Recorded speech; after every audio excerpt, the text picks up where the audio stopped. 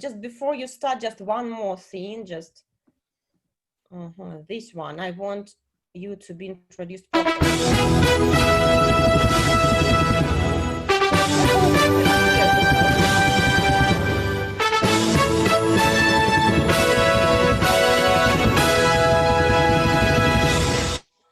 Okay, Peter, now the floor is yours and you can start your presentation. So, dear colleagues, the magic begins, and it's not just about my presentation, it's about the magic of trendy English, because I believe that this is the time of magic where people make discoveries, oh, I cannot see you. Okay, I believe that that's the proper time to do some magic now, and our speakers are magicians, because after trendy English conferences, usually people are inspired and start doing magic at their lessons. And I'll introduce a few tricks that you can use at the lesson. You might know some of them, but some of them will be brand new, just for the first time. It will be the first night for them. Just a moment. I'll try to share my screen. Just a moment. Okay, Peter, can you try it again? You can do it now. Yeah, I see where I can do it. Yeah.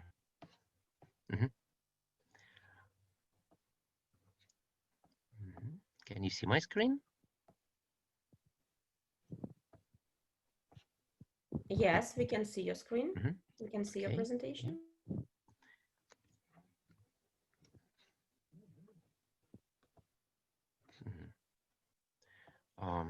Just a moment.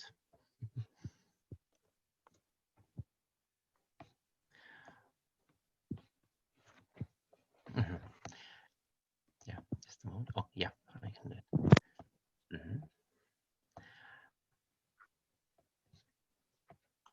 So, magic at your lesson. So we'll speak of different kinds of magic. We'll speak about levitation, vanishing, telepathy, and some other things. So the easiest one is levitation. That's my favorite because it's something that every teacher can do, and it doesn't need much skill. Why I use magic at the lesson is I try to surprise my students, because surprised people study better. When people are surprised, they start asking questions, or at least they are really focused on what's going on. Because the surprised person is a puzzled person, and a puzzled person is the right person to have at the lesson. What we should not have at the lesson is a bored person, not just because we fight boredom and we are for everything good against everything negative. No, a bored person at the lesson is dangerous, because a bored person cannot do anything effectively. A bored person thinks of well, any kind of activity that can get him or her interested, instead of being focused at the lesson. So my first goal is to get people involved, and to do it, I make them surprised. And the first thing I can do, and it actually works not only with really young learners, but with even teenagers, it is levitation. So most of the things I'll show just by myself, so I'll go from presentation to the video. So let me show you how levitation works. It's quite easy. You take an object, it can be a pencil, for example, and you tell your students that this pencil can fly. To make it fly, they should say a simple phrase, fly a pencil, please. And then you can make this pencil fly. So Can you do it now? Like say fly please. I see most of you have already visited my presentations, and you might know this first trick. So let's say fly, and I'll make this pencil fly in the air, and it will not be just online trick. It can be used online and offline, anywhere. So let's see. That's a pencil, and I make it fly. You see, I'm not holding it. I'm not grabbing it. It really flies. Let's make a few more things fly. I may take a sheet of paper and make it fly. And again, we practice fly and an object. Fly paper, for example. And here is flying paper. And we may take a game, a puzzle, for example. So it's hard, and it has magic in itself, because you can make over 10,000 words with this puzzle, and still this puzzle can fly. And as all of us are magicians, I'll show you how it is done. So it's a simple trick. You use your watch and a pencil. So that is how you can make objects fly. So you can do it. You can practice with your own children. The smaller ones will be just really surprised and will want to do it many times. And you can use many objects. You can use everything around you, and they will learn this vocabulary. If children are over 10, usually, they ask questions, they don't believe you, and that's why they will keep doing it many times. They will ask you to do it more and more. So what is the idea? You show this trick with something simple, and then you ask your students to add more and more objects, so they're motivated to learn words. For example, you do not say like, repeat the word book 10 times. You say, let's make a book fly. And children say, fly. And it doesn't work. You say, you should say, fly, please. Children say, fly, please. Then they add a book. They say, fly a book, please. And you say, it doesn't work this way. You should say it like in a better pronunciation. So the trick works only at the moment when your students use a good pattern. When they say, fly, a book, please, when they do it correctly, it works. So children are motivated on the one hand, but on the other hand, they learn more and more words. So you can introduce vocabulary, not just writing vocabulary on the board. You can introduce all kinds of vocabulary around you. You can even introduce big ones like a bookcase, a table. It may not fly, but children will practice. They will say, fly a table, please. And you try. You elicit this phrase from them many times. And then you just distract their attention. You say, okay, this table probably will not fly because it's too heavy. Let's use something else.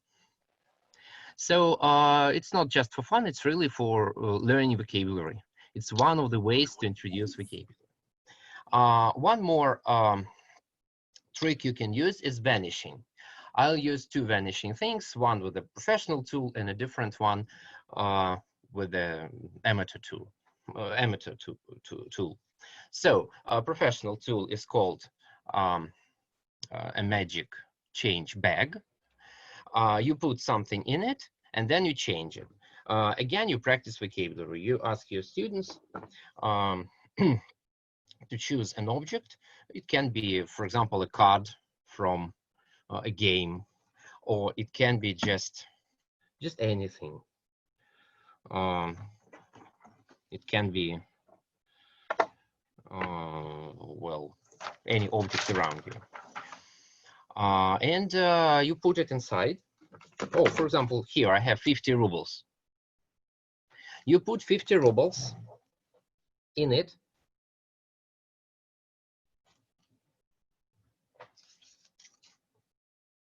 And you make it disappear. You say, for example, 50 rubles, go away.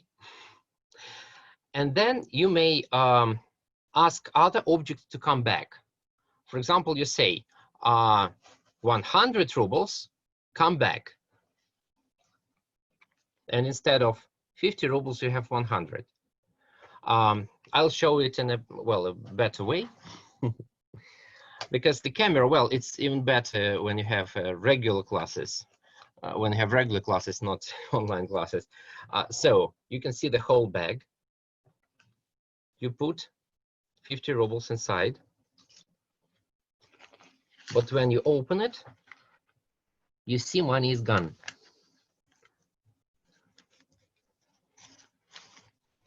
And then you say your magic spell, and you have your object back again. And instead of 50 rubles, you have 100. But with money, it's good for like maybe adult students. With children, I use objects that they know or need to know. And again, we learn vocabulary and patterns like come, go. I use when I need more difficult patterns, I use bigger phrases. And the idea here is that it has several compartments in it. So you change objects with the help of these hidden compartments. But it's more or less professional tool, but amateur tools you can also use. You can make it with your own hands. For example, here you have that's a famous thing, but English teachers don't usually use it. It's for magicians usually. So you make things disappear. Again, you may use any pattern that you want to learn. For example, you use an object, a coin, and then you make a coin disappear. You move a glass over a coin and you say, coin, go away. And we have no coin here. And then you say, coin, come back, and this coin comes back. So it is the easiest thing I may think of, come back and go away. You can use appear, disappear. Well, you can actually use any pattern you want. Children will repeat it because they will want to do it again and again. That's how our brain works. Because, well, it is really educational because when we make our students learn irregular verbs, and not all of them succeed, but at the same time, all children know phrases in Latin.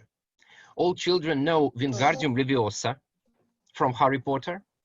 All children know different spells, Avada Kedavra. Don't learn it. They don't learn it, but they can use it because they learned it from Harry Potter just in a natural way. So children should not really understand at each moment of their life that they are taught. Sometimes they are taught without being aware that it's about education. They think it's fun, but it's education. That's the key point here. So you make it disappear, and it's quite easy. And it's the brand new thing I show today. I have not done it yet. This glass is made with the help of paper that you glue on it, and that's why you cannot see the difference of this paper and the paper on the glass. A few more tricks. telepathy. For that, I will share my presentation again. As I'm a bit pressed for time, you can just make a screenshot of this page and try to do it yourself. To the left, we can see a magic spell, which is both math and English. So children think of a number, then they double it, then they add 10, then they divide their result by 2, subtract the first number, and have one common number as their final number. So after all these calculations, all of them have the same number, and you guess it.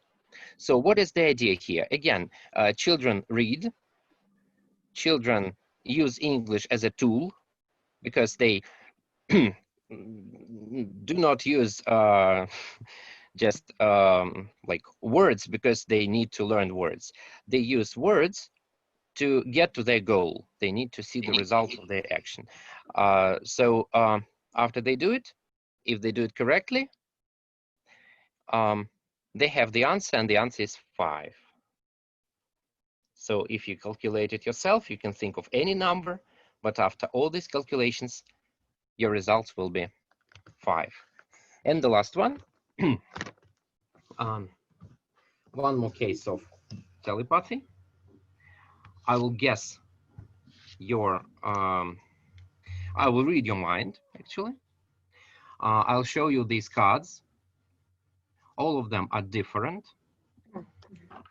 It works really well in the offline class, and I hope it will work now with online. Really? What I do, I put a blindfolder. I'll show you one of the cards, and then I'll guess this card. So I put a blindfolder. I take a card from the middle. I show it to you. I hope you can see me. You can see it because I cannot see what you see. So if you react like using your voice, like you can see it. It's okay. Yeah, can you say it? Like, can you see it? Is it okay? Yes, we can. Yes, it's okay. Yes, Great. yes, we Yeah, can see thank this you. word. Yeah, thank you. I put it in the middle. I shuffle it. I'd like to give it to you to shuffle, but it's impossible. But I hope you will believe me. So I put my blindfolder away, and I'll guess this word. So I'll guess it letter by letter. I'll try to make it really quick. So let's think of the first letter of this. Don't write it. Don't say it. Just think of the first letter and let it be any animal.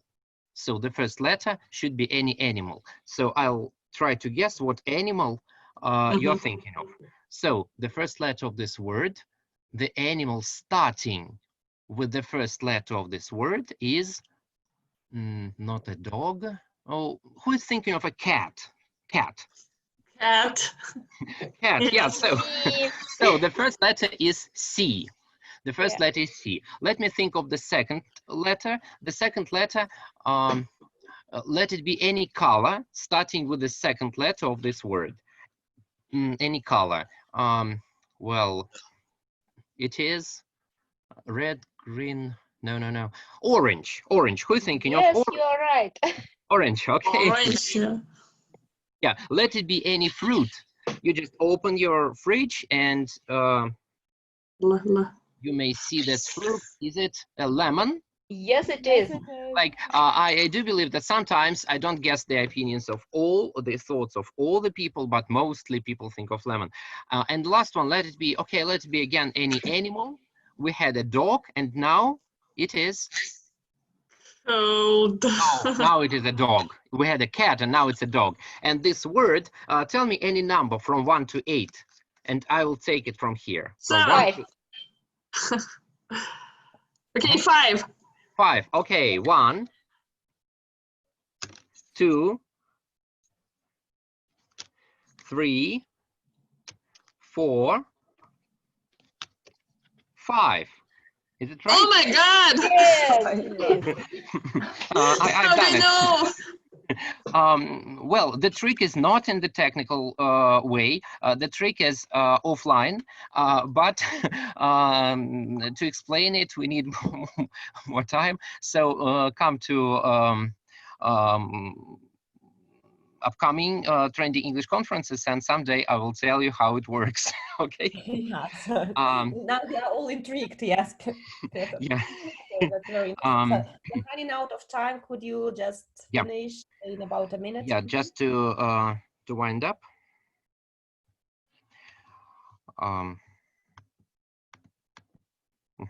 So the games we will introduce in our gaming section. That's a very easy principle. You should put a card with a different topic, but I'll talk about it like later. So my winding up thought is that education is not just about words, grammar, pronunciation, and exams. Education is a long period of time. That's why it's important during this long period of time not just to be effective, but to be happy. So Nell Noddings agrees with me, and I agree with her. It's really true. When you think of a perfect school, you probably think that this school is a place where your kids, your sons and daughters should be happy. And I believe magic that I showed will help us to make our lessons a happier and a more surprising place. So add magic to your lessons, and thank you for your attention. Okay, thank you very much. And now we are ready to give you our maybe mute applause. So if everyone, if everybody, if could you turn on your cameras, please? Turn off your mics and turn on your cameras. And let's give Peter a round of our applause.